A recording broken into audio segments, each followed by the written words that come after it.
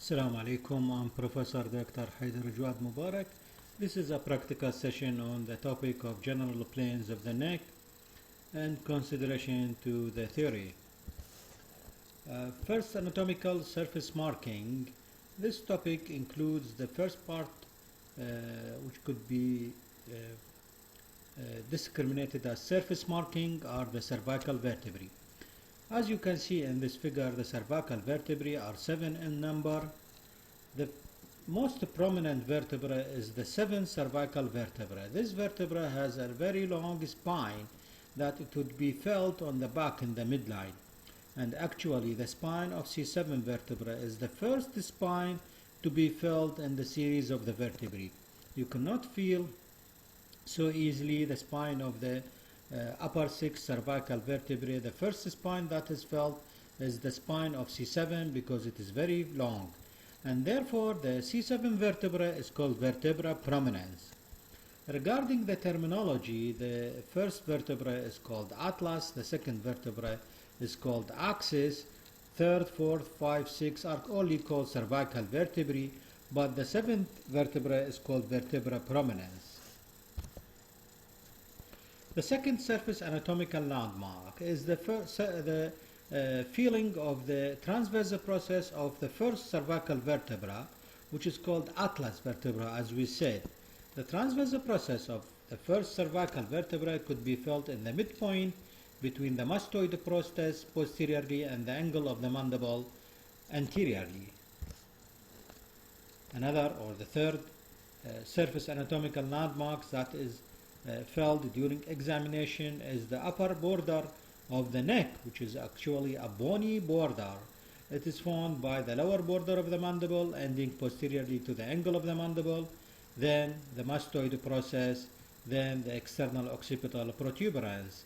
These 3 points, the lower border of the mandible, mastoid, and the external occipital protuberance, represent the upper end of the neck that could also be discriminated in lateral X-ray. The fourth landmark, surface anatomical landmark in the neck, is the thyroid cartilage.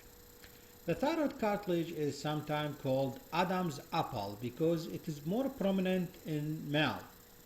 Actually, it's prominent in male is because the two lamina, the right and left lamina of thyroid cartilage, producing a more acute angle in male, and that's why it appears the angle between the two lamina appears prominent in male and is called Adam's apple.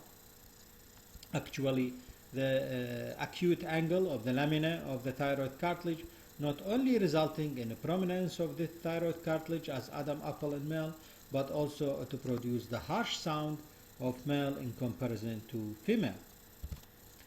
The level of thyroid cartilage is very important as a surface anatomical landmark. The upper and lower border of thyroid cartilage lie between the upper border of C4 and the lower border of C5, and therefore the thyroid cartilage lay opposite to C4, C5 cervical vertebrae. Actually, this position is fixed in resting position, but in swallowing and even in breathing, the thyroid cartilage moves up and down with the swallowing and with the breathing. But this level, which is a level of thyroid cartilage opposite to C4, C5 vertebra, is in resting position. The fifth surface anatomical landmark is below thyroid cartilage. This is thyroid cartilage. Below it is cricoid cartilage, and actually the thyroid cartilage and the cricoid cartilage are part of the cartilaginous skeleton of the larynx that will be studied later on. And because the lower border of thyroid cartilage, as we said before a while, is opposite to C5, the thyroid cartilage is opposite to C4 and C5, therefore the cricoid cartilage, which is below the thyroid cartilage, is at the level of C6, which is an important surface anatomical landmark because at this level the oesophagus begins and the trachea also begins. The oesophagus begins as a continuation of the pharynx, and the trachea begins as a continuation of the larynx. Therefore, the level of cricoid cartilage as C6 vertebra represent the lower end of the larynx, the lower end of the pharynx, and the upper end of the trachea and the upper end of the oesophagus. The sixth anatomical landmark is the trachea. The trachea is formed of a C-shaped cartilaginous ring. It extends from the C6 level below the cricoid cartilage, extending down to the jugular notch or suprasternal notch, which is representing the upper border of the manubrium of sternum between the right and left medial ends of the clavicle. You can feel here the trachea very easily in this position, and the suprasternal notch and the jugular notch, and even sometime in cases of suffocation we may perforate the trachea here, perforating the skin and then the fascia and then the trachea to introduce a tube that helps the patient when he is suffocating. This tube that helps the patient in breathing in cases of obstruction to the upper respiratory airway is called endotracheal airway. I think many of you had seen patients having here a tube to breathe through, because here is a very surface location of the trachea and the suprasternal notch. The seventh surface anatomical landmark is above thyroid cartilage, which is called hyoid bone. You know, as I said, I will repeat, the thyroid cartilage is opposite to C4, C5, and because the hyoid is above the thyroid cartilage, the hyoid bone is as C3. The hyoid bone is formed of a body that is attached to bilateral greater horns and bilateral lesser horns. The lesser and the greater horns are attached to the sides of the body. The lesser horns are attached to the upper lateral parts or upper parts of the sides of the greater of the body. The hyoid bone is also attached to thyroid cartilage and to you can see it is attached to thyroid cartilage and to the mandible, to the mastoid process, to even the sternum, by many structures including ligaments and muscle, and therefore the hyoid bone is peculiar because it is a bone that is not attached to any other bone in the head and neck. It is suspended by soft tissue including ligament and muscles, and it appears just like that in lateral x-ray. Suspended above and below it are soft tissue, and it is suspended by this soft tissue. One of them is soft tissue connecting the hyoid to styloid process, which is called the stylohyoid ligament, that will be discussed soon. Therefore, because the hyoid bone is suspended by muscles and ligament, we may classify the muscles suspending the hyoid bone in its position as muscles above the hyoid and muscles below the hyoid, and so they are called suprahyoid and infrahyoid muscle. Actually, the name of these muscles may indicate their attachment. For example, the suprahyoid muscle includes geniohyoid muscle. Hyoid, it is attached to hyoid, but genio, because here on the back of the body of the mandible is a genial tubercle. You have to study the mandible as osteology, and you will find here a genial tubercle, and from the genial tubercle to the hyoid is the geniohyoid muscle, which is this one. The digastric muscle is a muscle which has two bellies, anterior and posterior belly, suspending the hyoid bone. Mylohyoid muscle is the third suprahyoid muscle. This is a quadrilateral muscle attached below to the hyoid bone, and above it's attached to the side, to the inner side of the body of the mandible. Here we have a mylohyoid line. Again, you have to go to the osteology, and because it is attached to the mylohyoid line of the mandible, the muscle is called mylohyoid muscle. Stylohyoid is a muscle which is extending between the hyoid bone and the styloid process that we had just described. This is the styloid process at the base of the skull, and with it, stylohyoid muscle is a stylohyoid ligament that also will be discussed and enumerated with ligaments of the hyoid. So suprahyoid muscles are geniohyoid, digastric, mylohyoid, stylohyoid. Infrahyoid muscles, which are muscles attached to the hyoid and suspending the hyoid, but they are below the hyoid, include thyrohyoid muscle. It extends from thyroid cartilage to the hyoid. Omohyoid muscle that is extending from the hyoid to omoid region in the scapula. Sternocleidomastoid muscle, as the name indicates, it extends to the sternum, from the hyoid to the sternum. Of course, these suprahyoid and infrahyoid muscles are the muscles that are responsible for moving the hyoid up and down with breathing and even with speaking, just like the thyroid cartilage. And therefore, the hyoid bone is at the level of C3 vertebra, resting position, and swallowing and in breathing and speech. It changes its position, just like the thyroid cartilage is changing with the breathing and with swallowing and even with talk.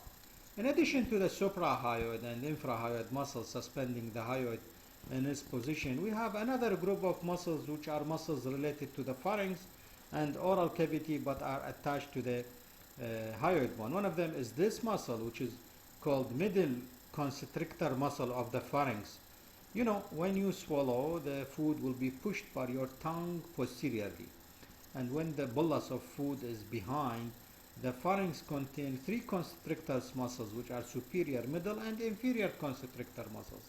And so these constrictors will contract first the superior constrictor, pull the food to the middle pull the food to the inferior constrictor pulls the food to the esophagus. So the middle constrictor muscle of the pharynx is attached to hyoid bone, as you can see. Also, there is a muscle between the tongue and the hyoid bone, which is called hyoglossus muscle. Glossus means tongue. Another muscle which is of oral cavity is called genioglossus muscle. And we said that genio refers to genial tubercle on the inside or inner aspect of the body of the mandible behind the mental protuberance. So this muscle genioglossus extends from the genial tubercle of the mandible to the tongue. So it is genioglossus, but also it is attached to the hyoid bone. As you can see, this is a very long fan-shaped muscle attached here to the genial tubercle, but here it is attached to the tongue down to the hyoid bone. So these are the muscles that suspend the hyoid bone in its position, making it unique because it does not have any bony articulation. In addition to these muscles suspending the hyoid bone in its position, we have ligaments that suspending the hyoid bone in its position. The ligaments include the stylohyoid ligament, which I just mentioned it. It extends from the stylo to process to the hyoid. Running with the stylohyoid muscle, both the stylohyoid muscle and the stylohyoid ligament having the same course, same attachment, and they are actually adjacent to each other. In addition to the stylohyoid ligament, we have a thyroid ligament between the thyroid cartilage and the hyoid bone, and we have a hyoepiglottic ligament. What is the hyoepiglottic ligament? This yellow circle refers to the position of the hyoid bone in this sagittal section, mid-sagittal section of the brain. You can see this piece of cartilage. This piece of cartilage behind the tongue is called the epiglottis, and it covers the opening of the larynx. You know, when you swallow food, the opening of the larynx must be closed in order to prevent the food that is swallowed from passing into the larynx. One of these mechanisms that closing the inlet of the larynx is this piece of cartilage, which is epiglottic cartilage. And it is also one of the cartilages of the larynx, in addition to thyroid cartilage, cricoid cartilage. There is a ligament or connective tissue between the epiglottic cartilage and the hyoid bone, which is called hyoepiglottic ligament. Why we are discussing so much about the hyoid bone? Because sometimes you may have injury, car accident or blunt injury on the hyoid bone, resulting in fracture. The patient will have a severe pain in the neck, and on X-ray you will find a fracture in the hyoid bone, as you can see between the body and the greater horn here.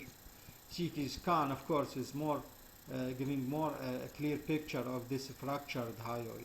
Of course, the hyoid lies anterior to the respiratory and digestive tubes, which are the trachea, the pharynx and larynx, and therefore when the piece of hyoid bone is broken, it will interfere with the function of the larynx and will interfere with the function of the trachea, and therefore it will lead to difficulty in breathing, and it causes difficulty in swallowing, and even because the larynx is the site where sounds are produced, there will be a change in voice, and because the hyoid is attached to the tongue, and you know the tongue very helpful in speaking, so you'll have very difficulty in speaking, much difficulty in speaking. The eighth surface anatomical landmark is the hard palate. The hard palate is the roof of the mouth and the floor of the nose. Of course, the hard palate lies above the hyoid bone. It is at the level of the first cervical vertebra, which is called atlas vertebra. The lower border of the mandible is also a surface anatomical landmark. It lies at the level of the C2, C3 vertebra. It means it is at the disc between C2 and C3 cervical vertebra. Sternocleidomastoid. You can see the smile showing you his sternocleidomastoid prominently. This is a muscle on the side of the neck. It's more clearly seen as a surface landmark when you turn your head to the opposite side. It is an important muscle in anatomy because anatomists consider that the side of the neck is a quadrilateral region. As you can see this dotted blue line, the quadrilateral region of the side of the neck. And this quadrilateral region is divided into anterior triangle and posterior triangle by the sternocleidomastoid muscle. Sternocleidomastoid sometimes is called sternomastoid, but it's better to term it sternocleidomastoid. Mastoid because above it is attached to mastoid bone, which is behind the auricle. But sternocleido because below it is attached to the sternum, to the manubrium of the sternum, and to the clavicle. So it is sternum, cleido, clavicle, mastoid muscle. Of course, this muscle will be considered in details later on regarding its origin, insertion, nerve supply, and function.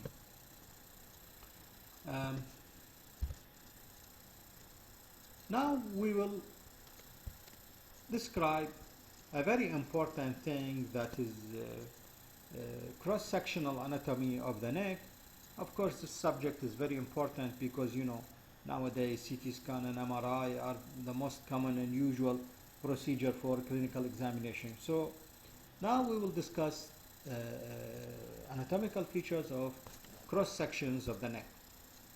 In order to discuss the planes and transverse section of the neck, we must remember one of the 9 surface anatomical landmarks that I had just described, which is the cricoid cartilage. Why I said that the cricoid cartilage lies at the level of the C6 vertebra, and this level is very important because C6 level represent the lower end of larynx and pharynx, and it also represents the upper beginning or the upper end of the trachea and esophagus. The pharynx end as C6 and continues downward as the esophagus, and the larynx end as C6 and continues below C6 as trachea. So when we want to study transverse sections, planes of the neck, we must consider sections above C6 to show the larynx and the pharynx, and sections below C6 to show the trachea and esophagus. Starting with section above C6, as you can see, this is C4. Here we can see that the CT scan here shows a posterior block which contains the vertebra surrounded by muscle, and so this block is called musculovertebral block, and an anterior block which is containing the thyroid cartilage and epiglottic cartilage, which is larynx, and also contain the pharynx, so this is called a pharyngolaryngeal block. This is the section in above C6, and you can see that the vertebrae and muscles around them are enclosed by a layer of deep fascia, which is called the prevertebral deep fascia of the neck. So in case of level below C6, this is the level of C7 below C6, Again, we can see posteriorly the vertebrae surrounded by muscles, which are perivertebral muscles, and all the vertebrae and muscles are surrounded by fascia, represented here in the red line, which is a prevertebral fascia. But anteriorly, the laryngopharyngeal block is now replaced by the digestive and respiratory block, which is showing anteriorly the trachea, posteriorly the esophagus, and you can see that anterior to the trachea you have the thyroid gland, and all of these, the trachea and thyroid gland, are surrounded by another deep fascia of the neck, which is represented here by the dotted yellow line, which is called the pretracheal fascia. So there are two tissue blocks appearing in transverse sections: a posterior vertebral muscular block surrounded by prevertebral fascia and containing the vertebrae surrounded by many prevertebral muscles, and anterior block, which is either above C6, which is the laryngopharyngeal block. Below C6 it is the digestive respiratory block containing the trachea anteriorly, esophagus posteriorly. The trachea is covered by anteriorly and on the sides by the thyroid gland, and all of these are enclosed by a fascia, which is another deep fascia of the neck, called the pretracheal fascia. And we have to say that the groove between the trachea and esophagus, which is this one at the tip of the arrow, shows a nerve which is the recurrent laryngeal nerve on both sides. Actually, the recurrent laryngeal nerve originates in the chest on the left side and originates in the neck on the right side, and both are running in the groove between the trachea and esophagus. And on the left side also we can see in this groove the thoracic duct also.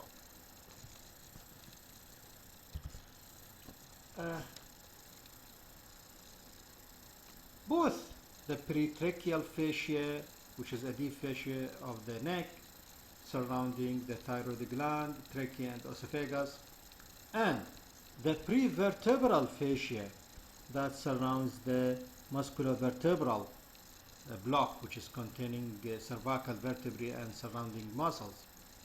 Both pretracheal deep cervical fascia and prevertebral deep cervical fascia are enclosed from outside by the following structure.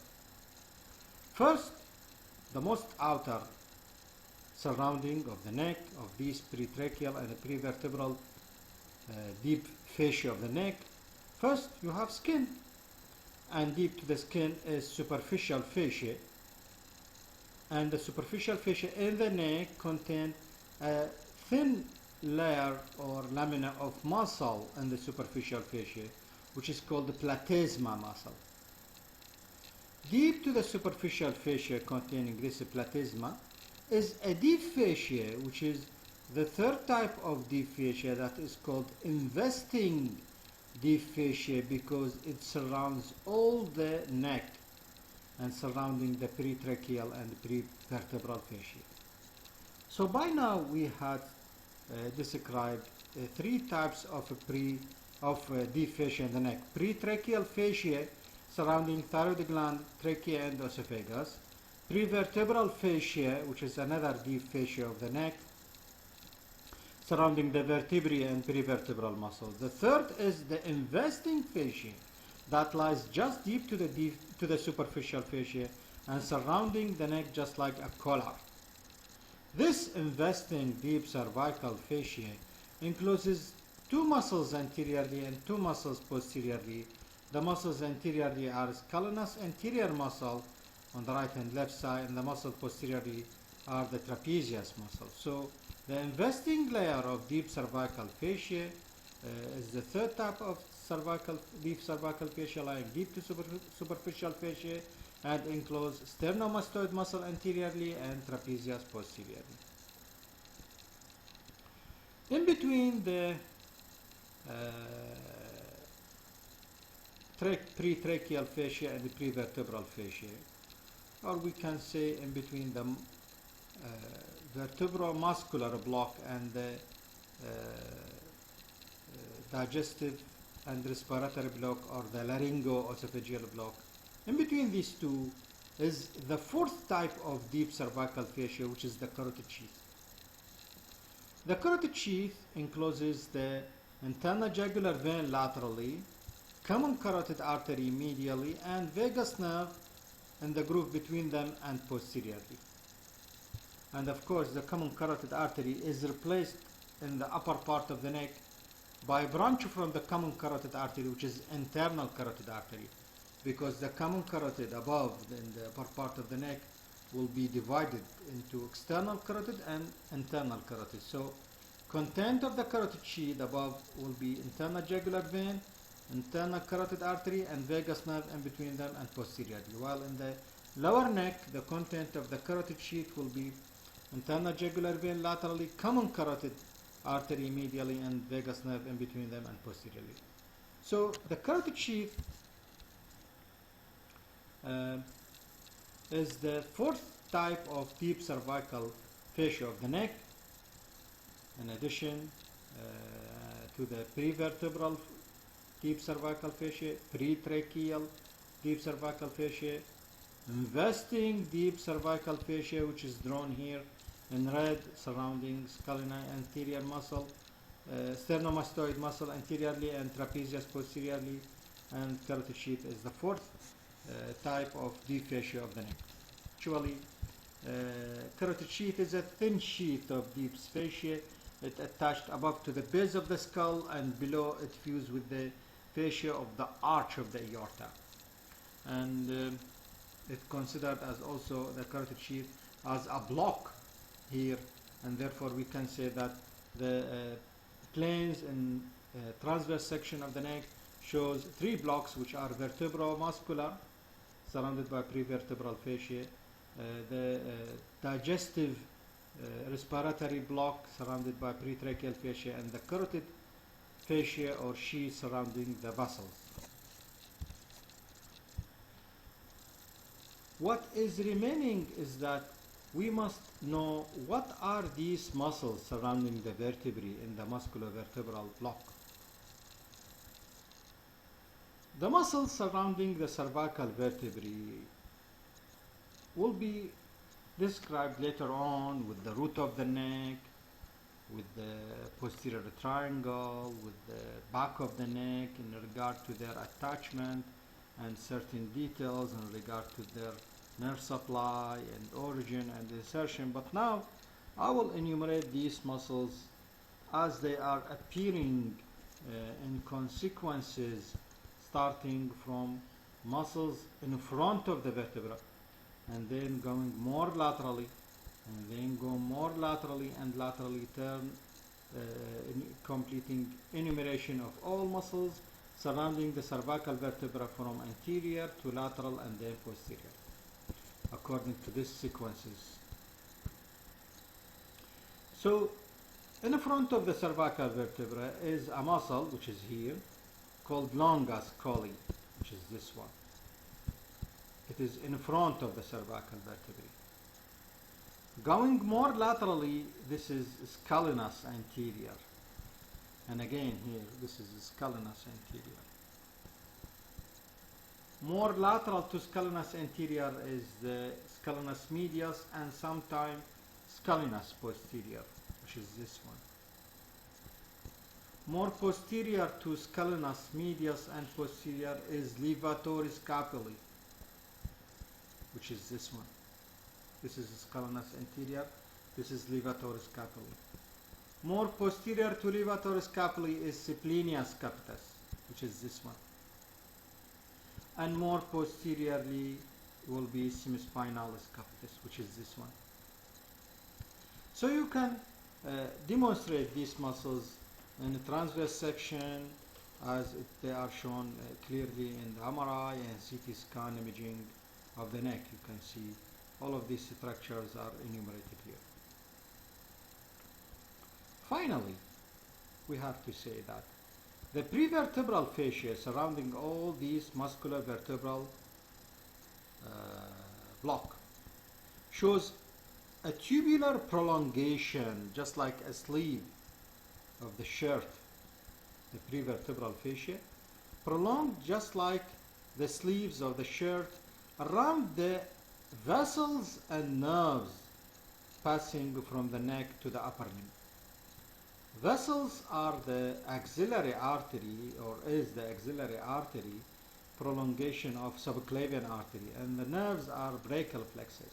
So the prevertebral fascia surrounding all these musculovertebral block prolongate in a tubular fashion around the brachial plexus and the axillary artery to form the axillary sheath and the axilla, but not the axillary vein, only the axillary artery and the brachial plexus. Finally, we have to describe the cervical vertebra. Actually, the cervical vertebrae are of two types, typical and atypical. This is a typical cervical vertebra. It shows kidney-shaped body in which the transverse axis or longer than the anterior-posterior, or we can say oval body. We can see it here also, a triangular vertebral canal.